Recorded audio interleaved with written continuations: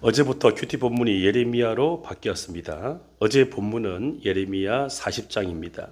내용은 예루살렘이 바벨론에 의해 함락된 직후부터 유다의 남은 백성들이 이집트에 이주하여 정착하기까지 일정 기간 동안 일어난 역사적 사건들, 그리고 그것과 연관된 예레미야의 사역을 기록하고 있는 그 기사들, 40장부터 44장, 그 가운데 시작되는 부분을 어제 본문이 다루었습니다.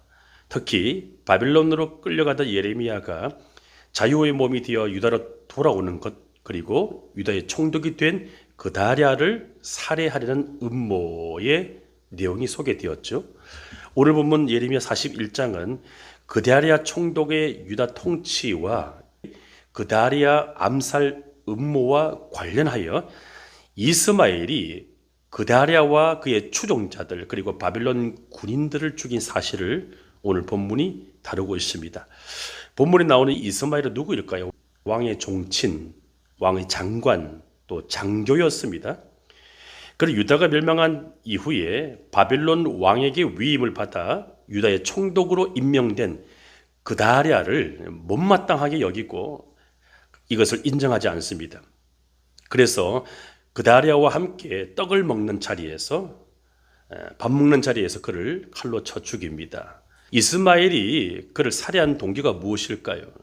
그다랴가 바빌론의 침략 이후에 유다에 남아있는 그 사람들을 통치하여 재건을 이끌려고 했는데 이스마엘이 이것을 시기하였기 때문입니다. 그리고 이스마엘은 다윗의 혈통이, 왕의 혈통이 유다를 통치해야 한다라고 하는 그런 생각 때문에, 그리고 암몬 왕 바알리스의 이간질 때문이었던 것으로 볼 수가 있습니다.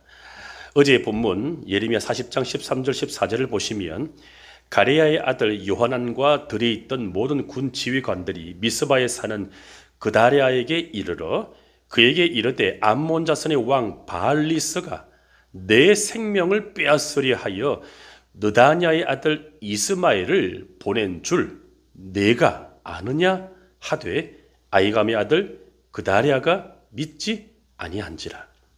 결국 그다랴는 이스마엘이 자기를 살해하려고 한다는 유다의 군대 장관 요하난의 제보를 들었지만 묵살하다가 살해를 당한 것입니다. 그다랴의 죽음으로 인해서 바벨론의 통치하에서 유다를 재건하려던 그의 계획이 좌절되었습니다. 이스마엘의 행동은 남아있던 유다 백성들에게 큰 혼란을 가져왔고 바벨론의 보복에 대한 두려움, 그 두려움을 안겨주었습니다. 바벨론 왕에게 위임을 받아 유다의 총독이 된 그다랴를 살해한 이스마엘의 행동을 우리가 어떻게 보아야 될까요? 왕족의 자부심, 그리고 민족주의적인 분노, 그리고 암몬 왕 바알리스의 이간질과 사주 등등 여러 요인이 복합적으로 작용하여 하나님의 질서를 거스른 반역 행위로 볼 수밖에 없습니다. 예레미야는 유다 백성에게 바벨론의 지배를 하나님이 심판하시는 도구로 받아들이고 순응하라고 여러 번 명시적으로 선포했습니다. 유다가 계속해서 우상 숭배를 하고 하나님께 불순종하여 하나님이 어쩔 수 없이 바벨론을 막대기로 사용하여 그들을 심판하시는 도구로 삼았으니 이 섭리를 받아들이고 순응하라고 예레미야가 여러 번 유다 백성들에게 명시적으로 선포했죠. 그러므로 느부갓네살 왕은 하나님께서 유다를 징벌하기 위해 사용하시는 하나님의 종으로 묘사되었습니다. 그래서 그다랴가 비록 바벨론에 의해 총독으로 임명되었지만 그의 행정과 리더십은 예레미야의 예언에 따르는 것이었습니다. 결국 이스마엘의 암살은 이러한 하나님의 명령과 섭리를 정면으로 거부하는 반역 행위였던 것이죠. 이스마엘이 이렇게 행동한 데에는 왕족 혈통에 대한 그릇된 자부심이 가장 큰 원인이었습니다. 이스마엘은 다윗 왕가의 후손이었고 왕족이었고 그다랴는 왕족이 아닌 사반 가문의 한 사람이었습니다.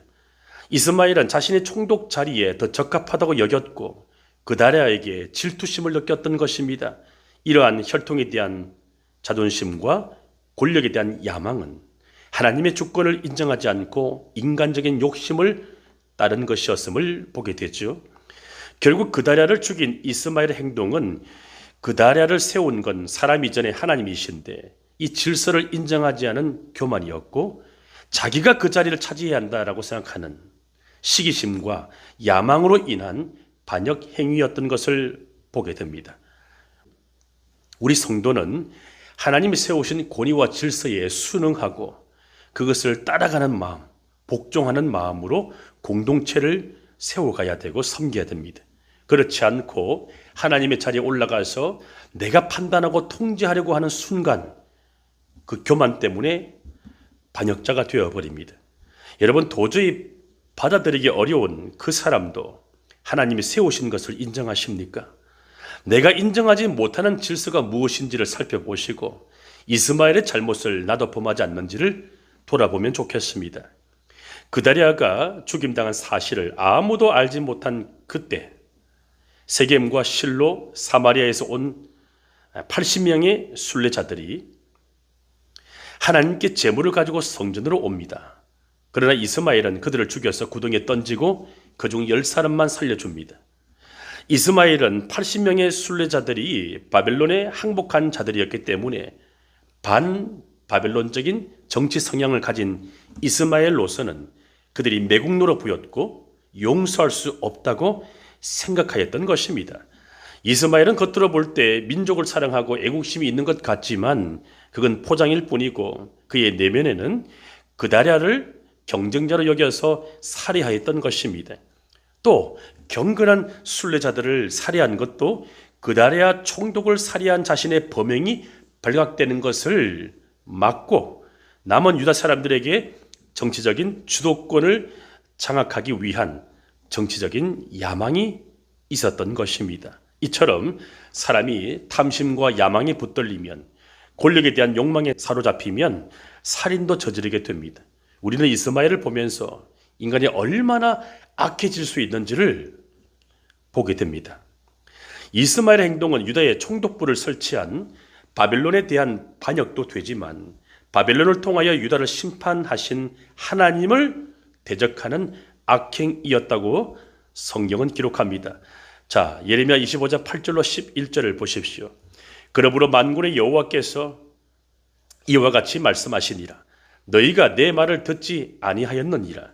보라, 내가 북쪽 모든 종족과 내 종 바빌론의 왕 느부갓네살을 불렀다가 이 땅과 그 주민과 사방 모든 나라를 쳐서 진멸하여 그들을 놀램과 비웃음거리가 되게 하며 이 땅은 영원한 폐허가 되게 할 것이라 여호와의 말씀이니라. 내가 그들 중에서 기뻐하는 소리와 즐거워하는 소리와 신랑의 소리와 신부의 소리와 맷돌 소리와 등불 빛이 끊어지게 하리니 이 모든 땅이 폐허가 되어 놀랄 일이 될 것이며 이 민족들은 70년 동안 바빌론의 왕을 섬기리라. 하나님이 예레미야를 통하여 유다 백성들에게 유다를 심판하시기 위해서 바벨론을 막대기로 사용하였다고 분명히 말씀을 주셨습니다. 자, 이스마엘의 범죄로 인해서 유다 재건의 희망이 무너지게 됩니다. 그로 인해서 유다가 포로 귀환이 이루어지기까지 약 50년 동안 황폐화된 채로 내버려지게 되었습니다. 여러분, 이스마엘의 행동을 보면서 무엇을 느끼십니까? 나에게도 이스마엘의 모습이 없습니까? 내가 적임자인데 그 사람이 내가 원하는 자리에 앉아 있을 때 인정하시고 박수를 쳐 주십니까? 아니면 깎아내리려고 하고 뒤에서 그 사람을 흠집내기 위해서 험담하지는 않습니까? 이스마엘이 자기 민족을 사랑한다는 이유로 바빌론에 항복한 자들을 무참히 살해한 것은 자기 신념에 자기가 속은 것입니다. 사람은 어리석어서 자기가 자기에게 속는 것을 모릅니다. 그리고 이스마엘은 유다 백성들이 지속적으로 우상을 숭배하고 불의를 저지르고 하나님의 경고에 불순종하여 더 큰 섭리, 하나님이 바벨론을 통하여 심판하신 더 큰 섭리를 생각하지 않은 것입니다. 그래서 자기 의에 사로잡혀서 예루살렘으로 온 80명의 순례자들 가운데 무려 70명의 순례자들을 살해해 버렸습니다. 이것은 자기가 하나님이 된 교만의 극치입니다. 항상 하나님처럼 통제하고 싶은 마음이 우리 안에 있습니다. 하나님처럼 심판하고자 하는 마음이 우리 안에 있습니다. 이게 바로 교만인데, 그 교만한 한 사람이 공동체를 와해시킵니다. 공동체를 지키고 세우려면 이스마엘처럼 하나님처럼 되고자 하는 그 마음, 그 교만을 내려놓아야 됩니다. 높은 신분이나 높은 자리에 탐내지 않고 겸손하게 섬길 수 있어야 됩니다. 나는 공동체를 지키고 세우기 위해 겸손하게 섬기고 있습니까? 아니면 이스마엘처럼 내 욕심을 채우는 수단으로 삼고 있습니까? 적용해 보시기 바랍니다. 이스마엘이 그다랴를 살해하자 많은 사람들이 그의 잔혹함에 두려움을 느꼈습니다. 그래서 목숨을 보존하기 위해 어쩔 수 없이 그를 지도자로 섬겨야만 했습니다. 그래서 이스마엘은 많은 백성을 사로잡아 갈 수가 있었습니다. 군대장관 요하난이 등장합니다. 11절을 보면, 자, 요하난이 이스마엘의 그다랴를 죽이고 나서 불에 타 없어진 성전을 회개하는 마음으로 찾은 술래게까지 무참히 죽였다는 그 소식을 듣고 추격대를 이끌고 뒤쫓아갑니다. 기브온 물가에서 이스마엘과 싸워서 승리합니다. 12절 14절을 보면 포로들을 모두 구출해냈습니다. 15절을 보면 그래서 이스마엘은 8명의 측근과 함께 암몬으로 도망쳐버렸습니다. 요한한 일행은 유다 백성들을 구해냈지만 그다랴의 암살 소식이 바벨론에 알려질 경우에 그 반역의 책임이 자신들에게 돌아올 것을 두려워한 나머지 이집트로 애굽으로 도피하였습니다. 오늘 본문 16절 18절을 저와 함께 읽어보겠습니다. 시작.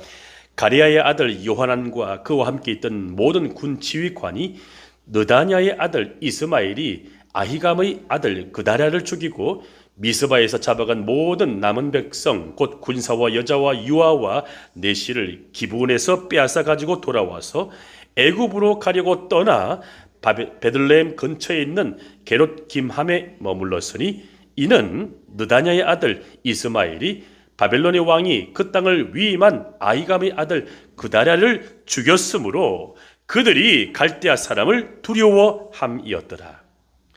유대의 군대 장관 요하난이 이스마엘에 사로잡힌 백성을 구출하는 것은 잘한 일인데 바벨론의 보복이 두려워서 애굽으로 도망가고 있습니다.